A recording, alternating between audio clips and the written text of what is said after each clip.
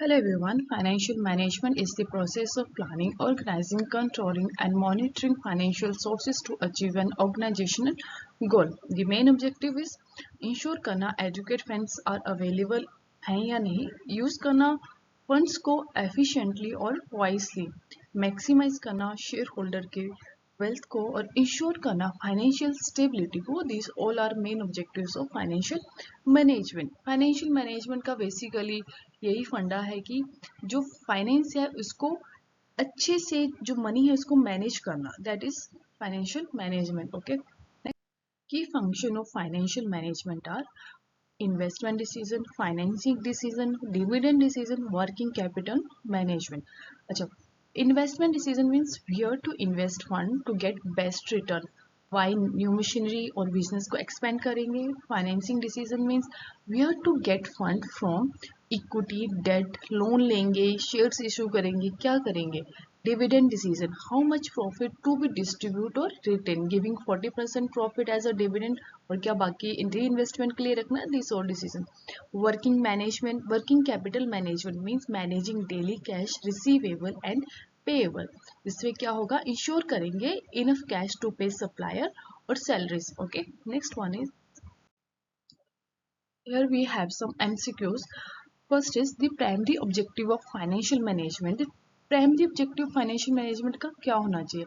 क्या maximisation profit होगा, reducing taxes होगा, maximising share holder wealth, increasing employ benefit. तो answer is maximising share holder wealth. Financial decision should be improve company value and investors return. Next is a decision related to acquiring fixed asset is called working capital decision, financing decision, investment decision और dividend decision. तो answer is investment decision. Purchasing land machinery, this all are what fixed asset decisions. तो ये किसके under आते हैं, investment decision के under. Okay, which of the following is a part of financing decision. Financing decision क्या होते हैं, issuing debenture, declaring dividend, investment in stock, buying machinery.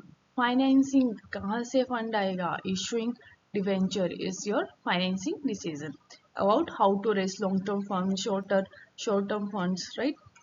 Capital, working capital means वो long term investment. Fixed capital है all the current asset minus current liability, total liability. Answer is working capital means current assets minus current liabilities. Okay, next is which of the following decision affect a company's capital structure. Company की capital structure को कौन सा decision affect करेगा. First is dividend decision, investment decision, financing decision या budget decision. Answer is financing decision. Next is which technique consider the time value of money. Time value of money को कौन सी technique consider करती है. First is pay back of period, average rate of return, net present value, accounting profit. तो answer is net present value, क्योंकि क्या होता है, NPV discounts the future cash flow to present value. Okay, which of the following is not a function of financial management. Financial management का कौन सा function नहीं है. Investment decision, market research, financing decision, dividend decision. Answer is market research. Market research is a function of marketing, not finance, right? High financial leverage indicate. High financial leverage क्या indicate करता है, low fixed cost, high equity, high debt, low operating cost. Answer is high equity. जब हमारे पास ज़्यादा equity होगा तो हमारे पास higher rate of interest भी हमें पे करना पड़ेगा, ये भी याद रखना. ओके, तो इसका आंसर होगा high debt. Okay, high debt is answer. Next is the cost of capital is important because. Cost of capital क्यों इम्पोर्टेंट है, to increase fixed cost, it helps decide minimum acceptable return, it is paid to supplier, it decrease production cost. तो ये क्या करता है, help करता है decide करने के लिए कि हम हमारा मिनिमम जो एक्सेप्टेबल रिटर्न है इतना तो होना ही चाहिए. That is it helps decide minimum acceptable return. Next is if a firm retains 60% of its earning and pays 40% as a dividend, this is a, जहाँ पे क्या करते हैं 60% तो वो रिटेन करता है और 40% वो डिविडेंड देता है, उसको क्या बोलेंगे? High pay out policy, moderate dividend policy, low dividend policy और डेब्ट इक्विटी रेशियो, इसकी क्या बोलेंगे?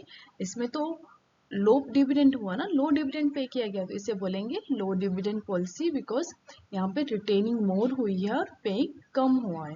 The method which does not consider the time value money is, कौन सा मेथड है जो टाइम वैल्यू मनी को नहीं कंसीडर करता? Net present value, internal rate of return, pay back period, profitability index.